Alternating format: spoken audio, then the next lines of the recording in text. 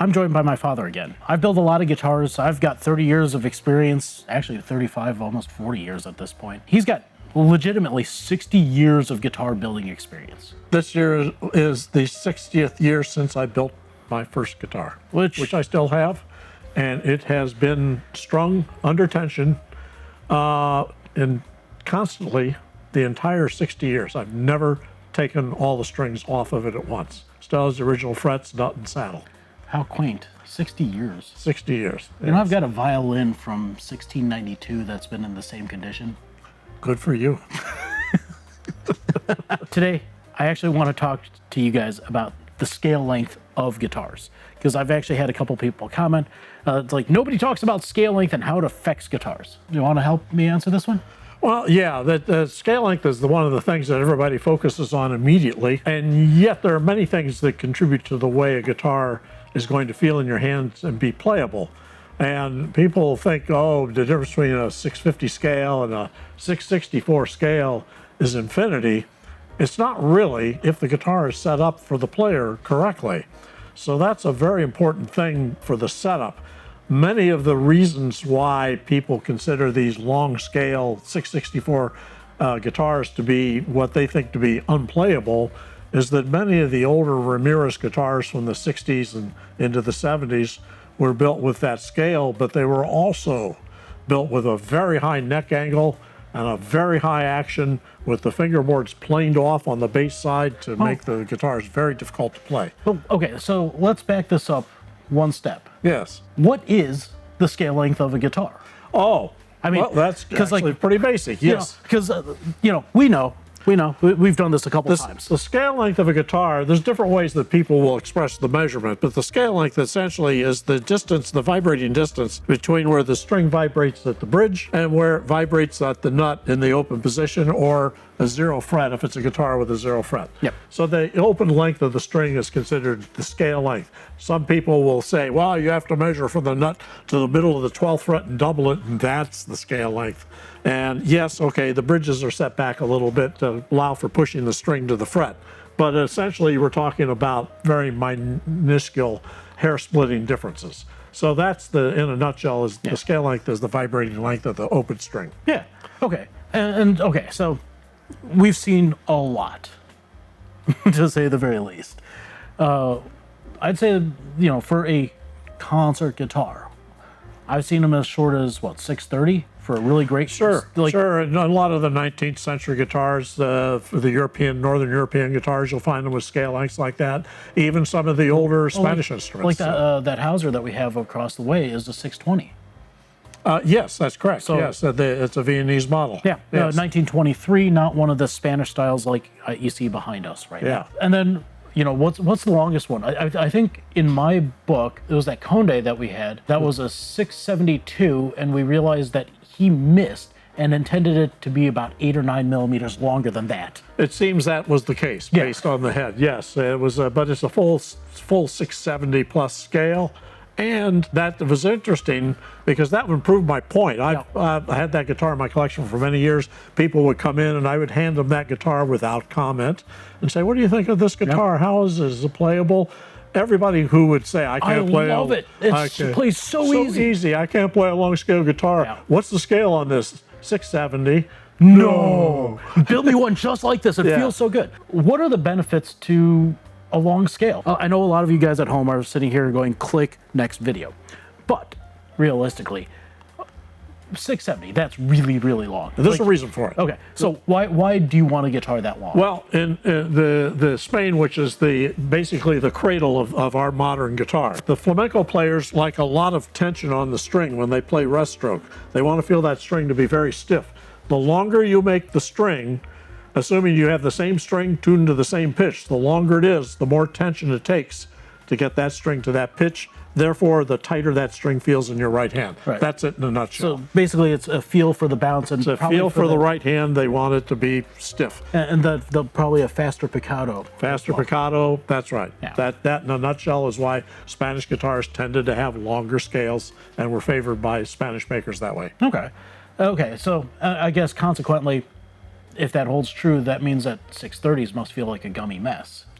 Well, for a flamenco player, if it's tuned at the standard pitch, yeah, most flamenco players would probably take that and tune it up a bit because they all play with capos to fit the singer's range anyway. So Right. pitch is a relative thing for a flamenco player. But for your standard classical For a player, standard class, that's going to feel like mush.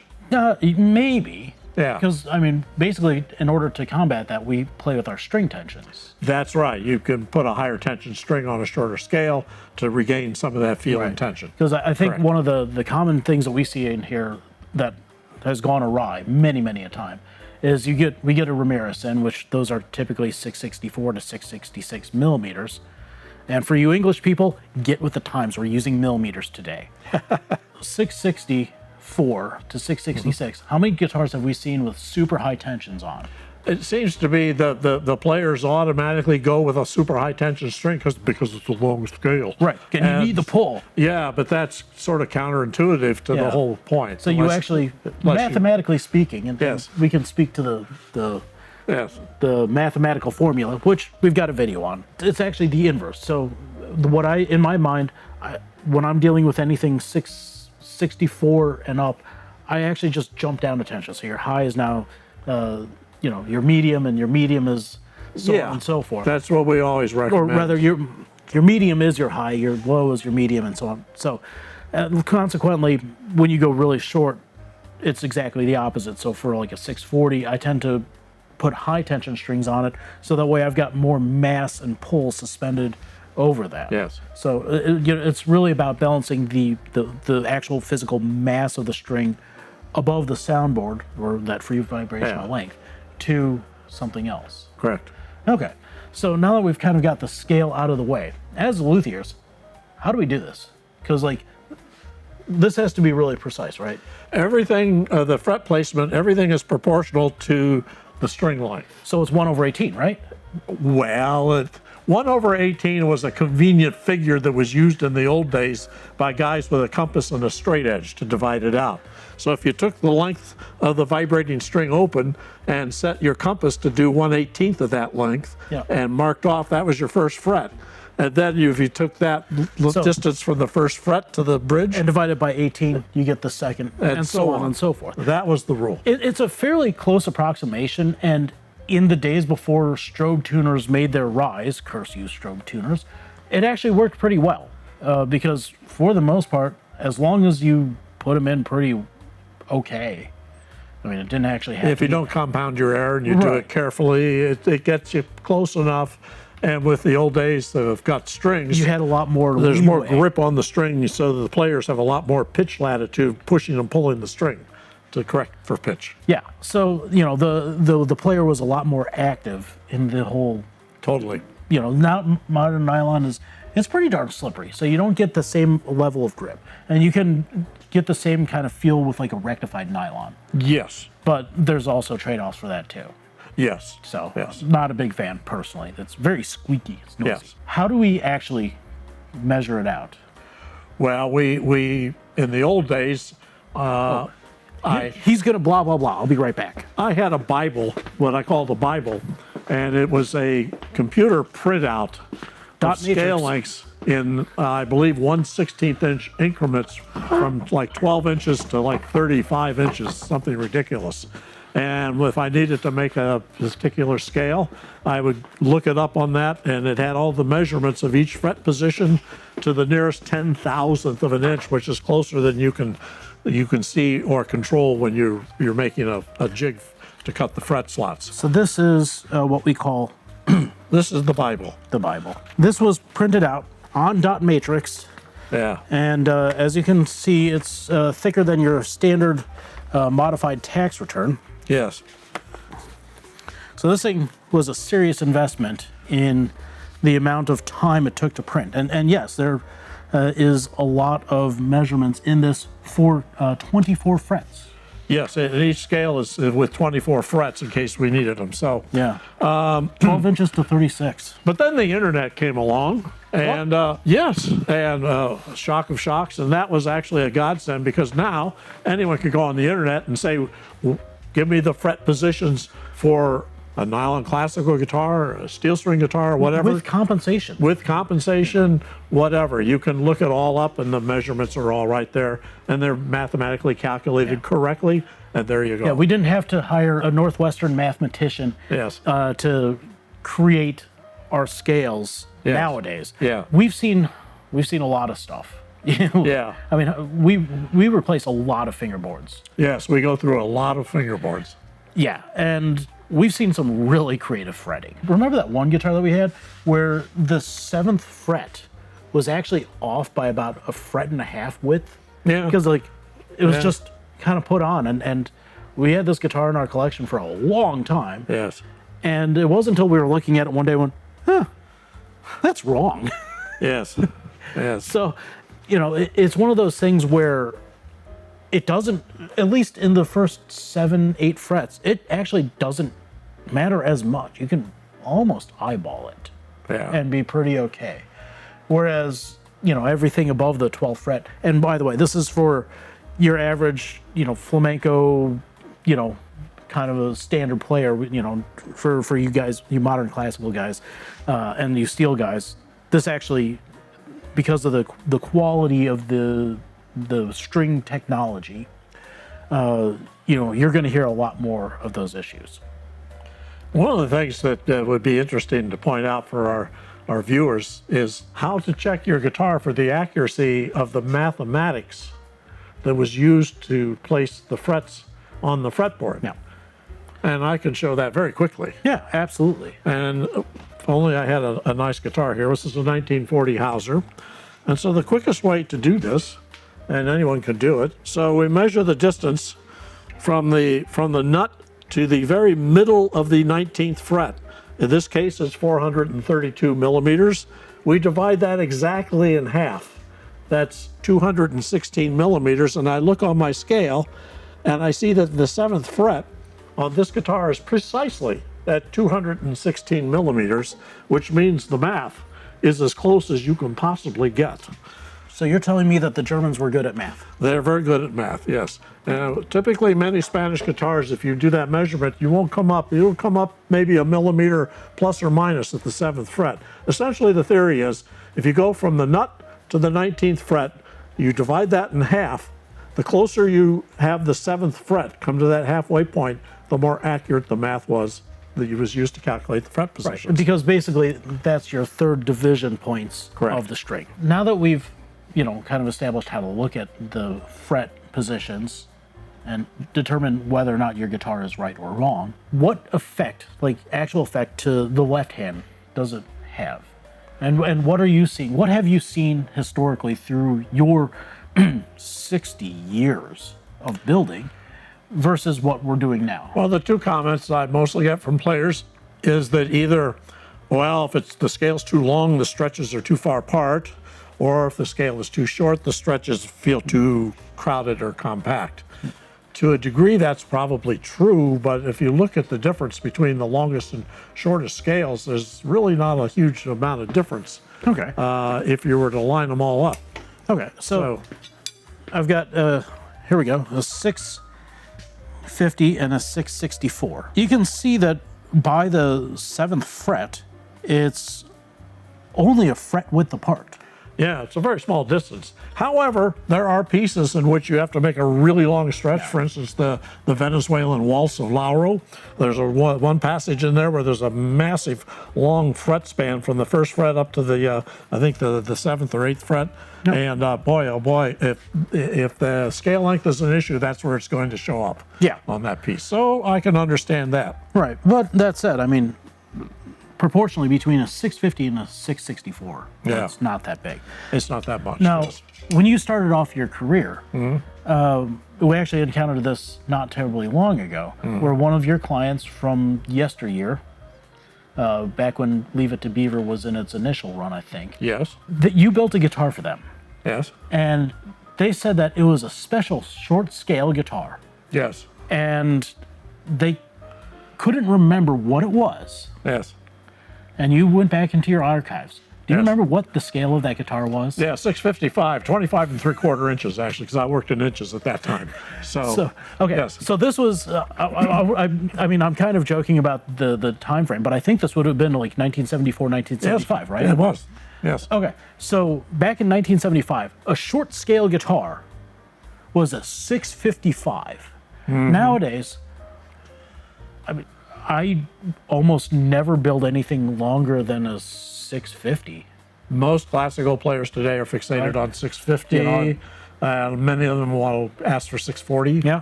Or even 635. I'm building a 630 currently. There you go. So, Yep. you know, the whole notion of, you know, this is the right scale has completely transformed from what it was to what it is and where it's going. Yes. You know, are we going to continue to see the trend downward? I don't know, because at some point in time it gets too small and the string diameter gets too large and it sounds too tubby. But maybe with some of the modern guitars and their over excessive brilliance, maybe that's how we build color into them. Maybe. Could be. Just a Yeah. thought. Yeah. It's everything you do on the guitar has an effect one way or the other. So it's up to us to determine what's the right effect for the right player. Absolutely. And take that into account. So Make it playable. now that we've kind of talked about that, what's your thoughts on the nut width? Again, that's a very personal thing.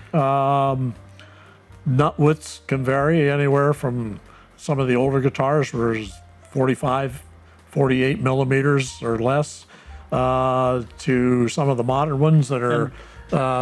We should point out what the nut width is. Yeah. It is literally the width of the nut. Yeah. We're not talking about the string spacing. That's separate. We're talking about the width of the nut from this edge to this edge. Yeah. And so the standard classical guitar nowadays is somewhere between 51 and 53. Yeah.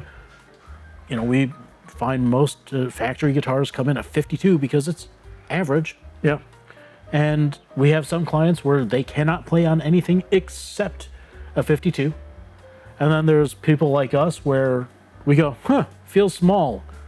And it's like a 48.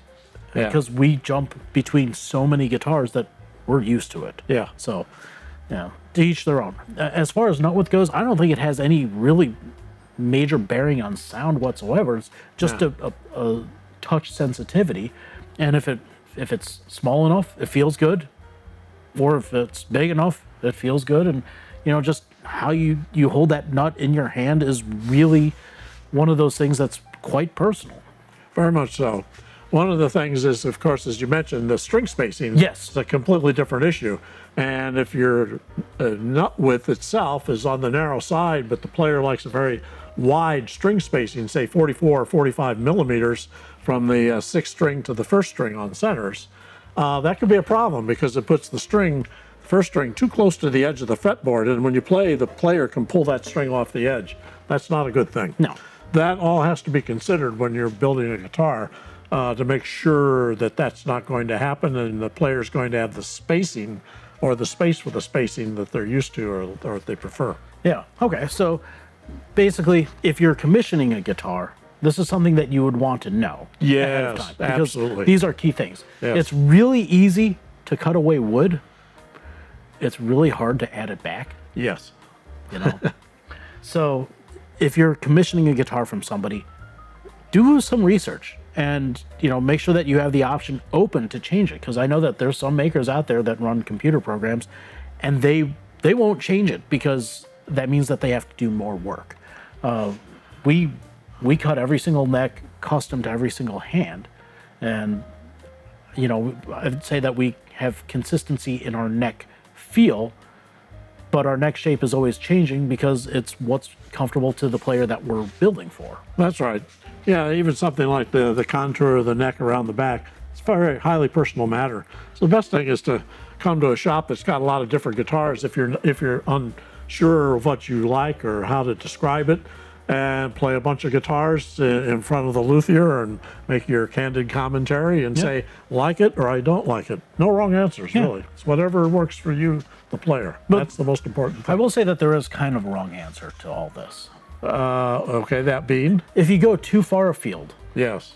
Like, if you like a really, really wide neck, like 54, 55, 56. Yeah, that's... That's a very, if you have to get rid of the guitar for whatever reason, and we generally don't want you to get rid of your guitars, but at the same time as dealers, we kind of do. If we're building something that's that far out of bounds, that may be difficult on the resale side of things.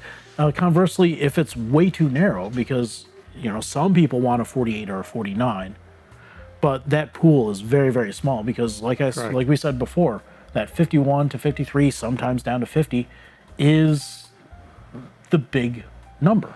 Well, as I like to say, the marketplace doesn't reward gonzo lutherie. Right. So, if you're within the normal range of standard, and that's a pretty broad range of standard, should be okay. Yeah. So, that 50, 53, you're going to be fine. Yes. And by the way, if you're at a shop and you like the feel of a guitar, but you think that the strings are too wide, you should ask them to make a new nut.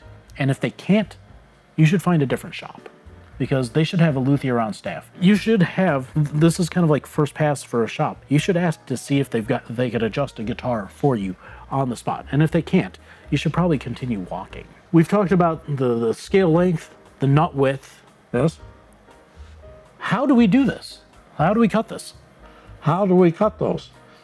Well, the part of the secret sauce for getting the maximum tonal response from a guitar is that the frets have to be uniformly and solidly connected to the fretboard. Yep. And this is where many of the old instruments fell down on their face. They were beautifully constructed, but the makers, because they were working entirely by hand, using little hand saws to cut the fret slots, and using frets that were basically rather primitively drawn through the dies. Were they really drawn? They were more like sketched through a die. So the frets end up being sort of lackadaisically connected to the fretboard. And when that happens, when you play any fretted note on the guitar, you get to a loose spot on the fret, that energy of the string is dissipated at the fret, not at the bridge. You want all the energy to be dissipated at the bridge. That maximizes the sound. Seems very logical, but anyway, a lot of older guitars miss that. And so we've found over the years two things. Number one, replacing the fretboards with a new fretboard in which the fret slots are properly cut, spaced, and sized for the frets. And number two, making sure those frets are solidly connected to that fretboard to the maximum degree. Those two things really make a dramatic difference in the performance of the same guitar. We had that one Velasquez. It came in, it was a beautiful guitar, and actually it was the one that we did with Brandon. Yes. It was a beautiful guitar, played really well, but it was kind of soft-spoken and not as articulate as it could be. Yeah. But it also had a little bit of a back bow, and the frets were pretty worn out on it. You went in and attacked it with rigorous fervor and did an incredible refret on this thing, completely changed the geometry of the neck so that way it wasn't buzzing. Mm-hmm. And geometry of the neck is a whole different discussion. Yes. We'll do that later. You put a new set of frets in, and if you go back and listen to that video that we did with Brandon Anchor, and we'll link to it down in the description, it's a completely different guitar. It becomes articulate, it's fast, the color variety, sustain, everything. It was an incredible transformation. Yes. And you didn't do anything else. So, for us, when we refret a guitar, we find that the sound has changed. I won't say improved, but generally a lot of the traits that people are looking for in their current guitars get resolved with a new set of frets. And it's a lot cheaper than buying a new guitar, too. Yeah. So many times we may use the original fretboard if we can recut those fret slots accurately, but more often than not we find that replacing that fretboard, particularly if there's any loose areas where it's connected to the neck, that can be another problem, usually makes a dramatic difference. Now, many people might argue, and I understand the argument fully myself, as someone who's very, very, very clued into originality and preserving originality. Well, you've changed the fretboard. It's no longer the original maker's work. Yes, that's true. But it's a wear item. It's a wear item. Like when you buy a classic car, yes. Do you say, but does it have, unless you Corvette owners shut up, but you say, does it have the original tires? No, they've been changed. Oh no. Does it have the original brake pads? Oh, it's been changed. Oh no. No, these are wear items. You know, the short wear items are going to be like your nut and your frets. The long wear items are going to be your fingerboard and your saddle for action height, and your tuning machines. So it's just going to wear out no matter what you do. It's going to wear out over the course of time. Yes. You know, unless you take fastidious, meticulous care of it and leave it in the case and never touch it. Used for its intended purpose, those items are going to wear out eventually, and they will eventually have to be replaced. So the question is you want the replacement to be at least as good as, if not better than, what the original maker put in there. And that's what we've seen. We've seen it time and time again when we've done that. Let me ask your opinion. I have mine, and you guys know my opinion on this. Stainless steel frets. Stainless steel frets are basically promoted because they don't supposedly wear out very quickly because of the nature of stainless steel. It's very hard, very durable, very tough material. The problem I have with stainless steel or any kind of material of that nature is, from my experience, 95% or more of the fret jobs we do are not because the frets are worn past their useful life. It's because the fingerboard has expanded and contracted over many years between summer and wetness and winter dryness.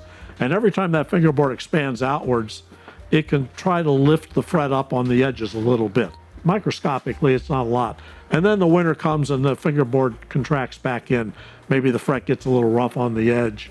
Sometimes the players will want to have those filed to even them up, sometimes not. And over the course of many years of going back and forth, sometimes some of the frets will heave up to where when you sight the fingerboard, you can see, okay, it's not even. Now, people would say, well, you just tap those back in, seat them, and they're ready to go again. Yes, you could, but really, the fact that they popped up in the first place from the lack of humidity control and because they were probably too loose in the slot means that really the guitar would benefit from a refret. So that's 99 point whatever percent of the refrets we do are for that reason. So the stainless steel is so difficult to work with, so difficult to cut. I can show you my red nippers. I did one refret. Oh, yes. With stainless on these, and it ruined my tools. And these are designed for that sort of thing. So I ended up having to buy a good quality pair of nippers from a business that's no longer here. Yes. And I rue the day that these wear out because these will actually cut the stainless. We've had, I know that somebody commented that it's like, oh, well, if it's hard to work with, that's our problem. No, it's not, because we're going to actually charge extra for that time. If it's going to take that much more time, this is... Well, one of the aspects that's very difficult to get with stainless steel, which we're very, very adamant about, is in order for the guitar to maximize the color and the facility for the player, is the surface of the fret where the string hits the fret has to be perfectly polished. I mean shiny, like a mirror polish. You can see that in our last video up here. Okay. And the reason for that is that when you want to do a vibrato, if the string is hanging on the fret because the fret surface is rough, that vibrato takes a lot of energy to get it to go. Not to mention the wear on the strings. Not to mention the wear on the strings, because the rough surface of the fret will wear into the string and wear out your string, particularly the D string and the A string. If the fret is really well polished, that makes that vibrato so much easier, and so the whole perception in the player's hand is, my goodness, that guitar is so much easier to play, even though it's the same action as another one. The problem for stainless steel for us is that if you had to file the surface of the frets after they're installed, you've left a rough surface, and now you've got to polish that surface.